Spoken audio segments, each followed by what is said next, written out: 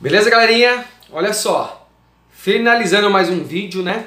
Você vê que o vídeo dá trabalho, galera, mas esse trabalho é recompensador quando você deixa seu like, quando você se inscreve no canal, quando a gente recebe aí no Instagram ou Facebook um comentário legal dizendo que o canal tem ajudado você, que tem te dado uma força na escolha da sua profissão, né? É um assunto bem legal.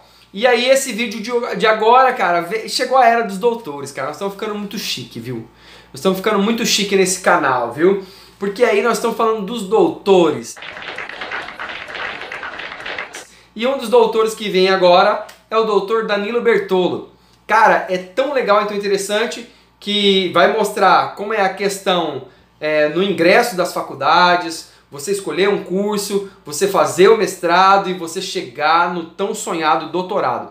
Cara, é muito legal a história dele, bem bacana, a história de vida, como ele chegou lá, como que é esse mundo universitário, como que é a visão de um professor universitário com relação aos alunos. Isso é muito interessante. E é legal você acompanhar. Nós fizemos em duas partes porque ele ficou um pouquinho grande.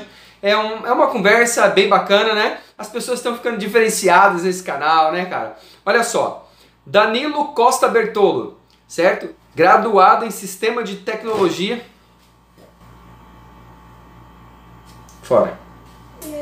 Pai. Graduado em Tecnologia e Sistema para a Internet pelo Instituto Federal de Educação e Ciência e Tecnologia de Mato Grosso em 2008.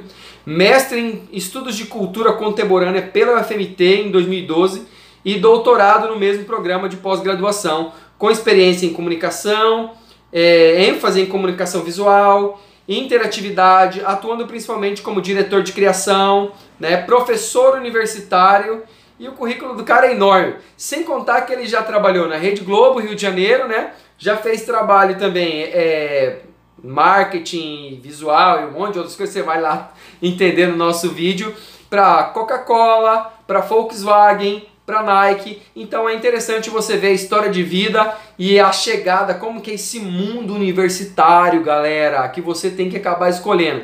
Da graduação, da pós-graduação e mestrado e do doutorado. Espero que vocês curtam o vídeo. Não esqueça, deixa seu like, né, se inscreva no canal, manda esse vídeo então para os seus colegas, para quem está em dúvida, se faz sentido para você. Deixa um comentário bacana e espero que você curta o canal. Beleza, galerinha do canal Escola, mais uma vez com vocês aqui, falando sempre sobre profissão e hoje com o nosso colega e doutor Danilo. E aí, galera, tudo bem? Prazer enorme estar com vocês, prazer Marcelo, galera de escola. Então, Danilo, como vocês já sabem, é uma cultura do nosso canal, sempre está falando sobre profissão, sobre escolhas. E aí, fala um pouquinho da sua história, fala um pouquinho do Danilo. Nós vamos chegar lá nos títulos, tá? Calma, espera um pouquinho aí. Cara, eu sou o Danilo Bertolotto, sou professor universitário, publicitário. Acredite, cara, eu sou pastor também. É mesmo, né? É mesmo, né? O pastor não é uma profissão, é um chamado, é um sacerdócio, é uma vocação, porém, não deixa de ser uma ocupação. Aliás, o pastor me ocupa mais do que pesquisador. Mas a gente atua também. Eu sou marido. E pai. E pai. Você que assiste a gente, escute. Você vai ser mais demandado como marido e pai do que como profissional, viu? Vai por mim. Esse currículo exige mais. Esse currículo exige mais. E muito mais habilidade e competência, tá? Então, Danilo, eu gostaria que você pudesse contar, assim, falando do... é lógico, os títulos chamam muita atenção, a gente vive numa sociedade que, pelo menos, preza pela meritocracia, pelos títulos, mas a gente sabe que, no fundo, é a competência. E aí eu gostaria que você falasse um pouco como que foi a sua escolha, como que você começou a trilhar esse ramo educacional e falar um pouquinho também sobre esse mundo universitário, porque parece que é um ambiente muito diferente daquilo que a gente vê lá no fundamental, no ensino médio você vive uma outra coisa e você prepara querendo entrar para uma faculdade, mas lá é um universo totalmente diferente. Sim, é verdade.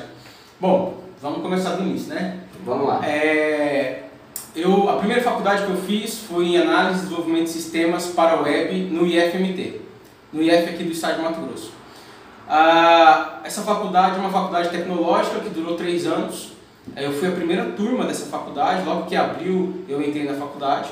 Abri o curso, já entrei no mesmo ano, e durou 3 anos.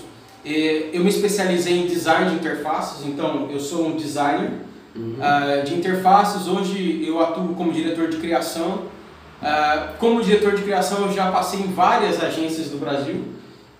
Eu atuei em várias agências, mas para clientes como Globo, como Coca-Cola, Nike, Volkswagen. Clientes como Globo, como Coca-Cola, Nike, Volkswagen. E outros clientes que já são multinacionais, né? Trabalhei um tempo na Rede Globo, né, no Rio de Janeiro, também como designer. E a história é muito interessante porque eu me apaixonei pelo design numa faculdade de programação. Então, se você me perguntar o que é programação, eu sei. Agora, se você me perguntar como se programa, aí eu já vou falar, cara, eu não sei. Não é minha área. Então, assim, eu fiz uma faculdade inteirinha de análise e desenvolvimento de sistemas, que é muito fundamentada em lógica e matemática, porém eu sempre odiei lógica e sempre odiei matemática.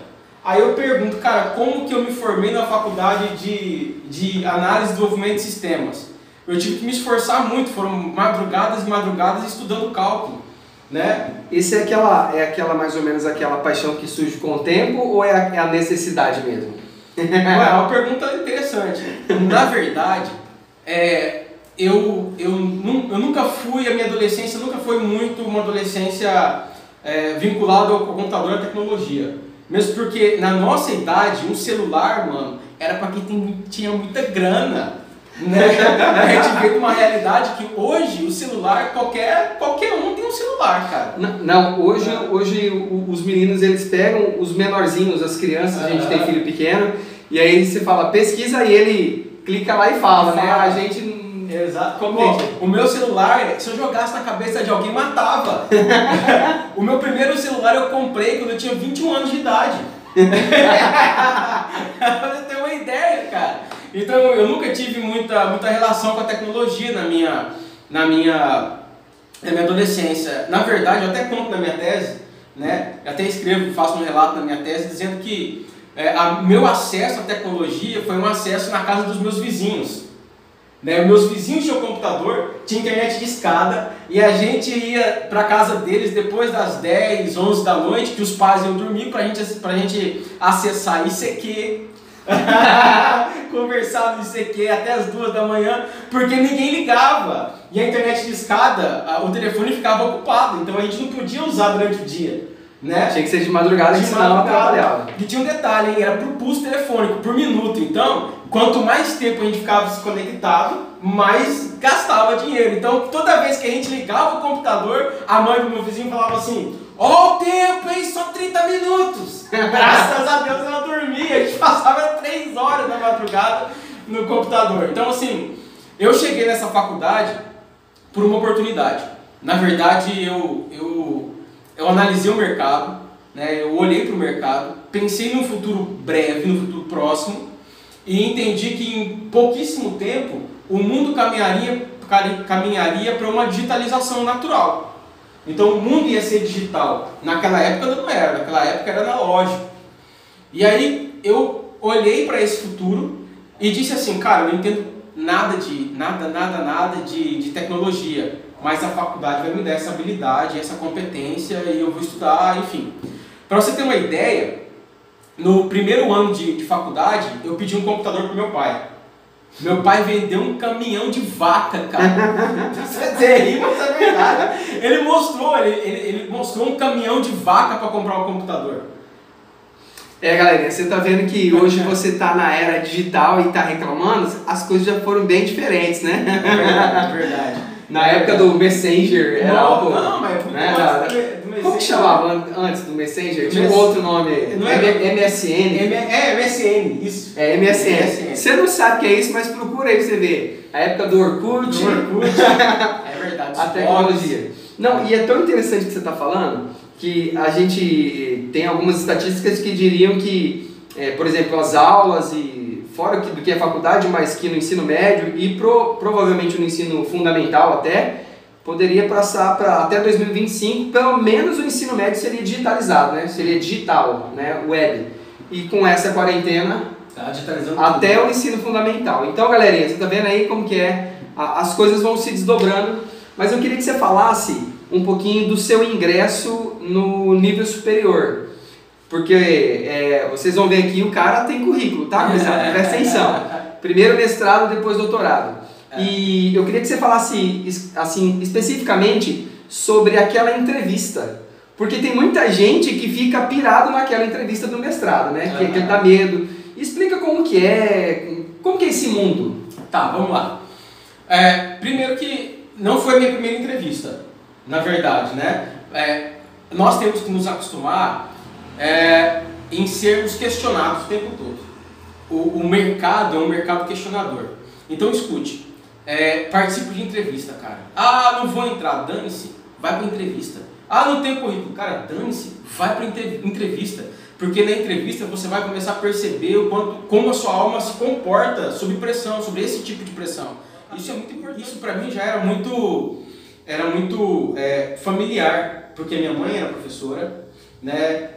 Meu tio é professor, enfim, eu tenho vários professores, 2, 3 tios na família que são professores, enfim. Então isso pra mim sempre foi muito tranquilo, né? Eu me lembro como a minha mãe me inseriu nesse mundo intelectual. Ela trazia os livros pra mim na minha adolescência e falava assim, cara, você vai ler esse livro aqui. Eu olhava para aquele livro e falava, cara, mas que livro esquisito, né? É aquela técnica do pai professor, é assim, você vai ler porque tem que ler mesmo. E aí eu vou te direcionar assim, por livre e espontânea pressão. Exatamente. Pra fazer alguma coisa, né? E a coisa, você tá achando que a coisa não é de qualquer jeito, não. Ela falava assim, você vai ler em uma semana. Depois a gente vai sentar para conversar, eu quero saber o que você entendeu do livro. Vai me passar o resumo. Exatamente, cara, a mamãe era potência. E a sandália da minha mãe, ela tinha uma mira laser, que era desgramada, né? Você não tá lendo? Aí jogava a sandália, ela ia me caçando. Assim. Você lembra Havaianas de Pau, lembra? Agora sim! Havaiana de pau! Não é confortável, mas ensina dos filhos a ter boas maneiras. Quem não sabe procure a Havaianas de Pau. Então, era pressão, assim, bom, os primeiros 2, 3 livros foram bem nessa pressão, mas depois a gente começa a se despertar e a se apaixonar pela leitura, e a gente percebe que outros entretenimentos, eles são muito fúteis, né? E eu fiquei muito apaixonado por aquele mundo novo que eu estava descobrindo. E a minha mãe começou a me inserir nesse mundo até que ela jogou a introdução à filosofia de Immanuel Kant. Meu Deus. Né? Ela jogou no meu colo e falou assim, você vai prestar um vestibular daqui uns dias, vai ler. Rapaz, nossa, acho que eu demorei uma semana para sair do primeiro parágrafo. Pra entender o cara, né? A introdução do primeiro parágrafo, mas deu certo, né? E eu prestei os vestibulares, fui passando os vestibulares. Para você entrar no mestrado, você precisa ter um outro idioma, então eu já falava inglês. E fiz as provas de proficiência que a universidade exigia. Depois fiz a prova, a entrevista é depois dessa, geralmente, né? Geralmente, a entrevista vem depois da prova de proficiência em línguas, depois da prova que se faz para entrar no programa de mestrado, depois da análise curricular, depois da análise do pré-projeto, aí sim vem a entrevista, que é uma banca, né, que vai te entrevistar, vai te arguir, vai saber se você tem tempo, se você não é doido da cabeça, né, porque às vezes Duas coisas que, você pode dizer assim, duas coisas que perguntaram nessa entrevista, uma coisa que você esperava e uma coisa que você achou que, pelo menos naquele momento, a princípio, de repente você até pensou, cara, mas ele está perguntando isso, será que isso tem a ver? É engraçado que essa professora que me perguntou no mestrado, que foi banca da minha entrevista para admissão no mestrado, foi uma professora da banca do meu doutorado. Nossa! Ela foi bem legal, assim. Ela me perguntou se eu teria a possibilidade para desenvolver um produto para ela, para o projeto de pesquisa dela. Ela me perguntou, nossa, você tem essa habilidade legal, se eu te pedir para para desenvolver uma interface ou alguma coisa nesse sentido, você teria disponibilidade? Mas isso na entrevista? Na entrevista. Caraca. Aí eu falei assim, opa, professor, com certeza, tamo junto. Sou toda à sua disposição. Nossa, o que você vai precisar? Tá, nem que eu passe madrugada, final de semana. E aí vai a lábia do publicidade. Já fez o marketing pessoal ali. E aí, só que ela nunca me pediu isso. Né? Ela nunca pediu. Ela queria testar, então. Eu acho que sim, né? Sabe que eu vi, porque assim, a gente vê várias coisas, e eu tava vendo uma moça falando sobre um vídeo sobre isso, e que as pessoas ficam muito nervosas, né? Uhum. E às vezes tem justamente o medo de fazer o chamado marketing pessoal na hora ali, fica com medo de querer dizer que, tipo, sou copo cheio e eles interpretar de uma maneira que não seja legal e falar, esse cara... Resolva os seus problemas emocionais antes de querer entrar na faculdade. Presta atenção no conselho que eu vou te dar. Cara, senta com seu pai, senta com seu irmão, senta com a sua mãe, com a sua avó, com seu tio, com seu vizinho, com alguém que você precisa perdoar. E perdoe. Tempo de quarentena, aproveite esse tempo e resolva as suas questões emocionais. Resolva as suas questões de identidade, descubra quem você é, descubra o que você quer. Quando você entrar na faculdade, quando você for para esse ambiente acadêmico, esse ambiente vai testar isso em você o tempo todo. Então eu já vi aluno bonitinho entrar na faculdade e sair da faculdade maluco, doido, desesperado. Não aguentou a pressão. Não, o cara não é. Sabe por quê? Porque o ambiente acadêmico é um ambiente de teste. O tempo todo você é testado. Porque os métodos acadêmicos são métodos de teste, de prova. Você tem que comprovar. Eu tenho que comprovar. Você tem que comprovar. Então, para mim mostrar um resultado realmente comprovado, eu tenho que testar antes. Mas na academia, a gente não testa só o nosso objeto de pesquisa. Na academia, nós somos testados o tempo inteiro. Então, o nosso ser, a nossa alma é testado o tempo todo. Cada disciplina te testa, cada professor te testa, cada prova te testa. Tudo isso vai testar você o tempo inteiro. Então, o que acontece? Vai chegar um momento que ou você se perde porque você não se conhece. Então, você tem tanto problema emocional para resolver antes na faculdade, que quando essas exigências, essas demandas para conhecer o seu interior, ela se impõe nessa relação entre você e a faculdade, você não aguenta. É muita pressão, né? É pressão para você escolher o que fazer, né? Porque antes de você terminar o ensino médio, todo mundo espera, pelo menos os pais, a gente que já é pai, vai esperar que você chegue, seu rebento vai lá e fala assim, eu vou fazer tal coisa. Sim. E que de preferência seja uma coisa que você acredita que vai dar futuro, né? Que porque a gente conhece. Gente, o seu pai e a sua mãe te conhecem. Não viaja não, ele sabe se você vai se dar bem em alguma coisa ou não, né? Porque o fruto não cai muito longe do pé, né? Então olha só, eu queria que você falasse agora um pouquinho também sobre agora o doutorado, né? Que eu sei que tá bem recente, parece, né? Então, e falar assim, o que o doutor, é doutor mesmo? Você se apresenta como doutor? Tipo, qual é o seu nome? Doutor fulano? Você fala assim? Tipo, não. Dá uma dessa? Não. Porque os médicos e principalmente os advogados, eles adoram, né? Doutor, né? E aí, fala doutor Danilo, então. Na verdade, assim, o doutorado é um caminho de... Pensa comigo. 3 anos, no meu caso, 3 anos de graduação, 1 ano de pós-graduação que eu não terminei, seriam 2 anos, mas eu não terminei, 1 ano de pós-graduação, 2 anos de mestrado e 5 anos de doutorado, porque eu levei 1 ano só para me preparar para entrar no doutorado. Nossa. Então, para você conseguir hoje ter um título de doutor, você coloca aí em média de 8 a 10 anos. É uma vida, né? É uma vida de estudando. Então, assim, quando você alcança, quando você termina... E é legal porque eu terminei de uma forma muito interessante, toda a banca pedindo para a gente publicar o nosso trabalho, né, o que é bem legal, significa que eles estão realmente atestando que você fez um excelente trabalho. Então, a banca inteira recomendando a publicação. Isso é muito bom, mas a gente olha para trás e a gente percebe que foi muito trabalho, sabe? Foi muito trabalho, foram muitas noites sem dormir, foram muitos finais de semana, sabe, enclausurado no escritório, tem um escritório, eu vou lá, tranco o escritório. Foi muito tempo renunciado dos meus filhos. Então a minha família inteira fez o doutorado comigo. Eu ganhei o título, mas todo mundo passou pelo processo. Todo mundo entrou na salinha e ficou fechado. Não. Só eu que entrei. Todo mundo ficou nessa... Eu tô querendo dizer, todo mundo ficou no mesmo... Todo mundo teve que entrar na mesma barca. Exatamente. Então, assim, quando você olha para trás e percebe tudo isso, você se sente, às vezes, até muito pequeno diante de todo esse processo. Né? Então, o título, doutor, é uma vírgula em tudo isso. Né? Então, se você se portar, não sei se seria se portar, mas você sabe, dar aquela carteirada, eu sou doutor, se sentiu diferentão.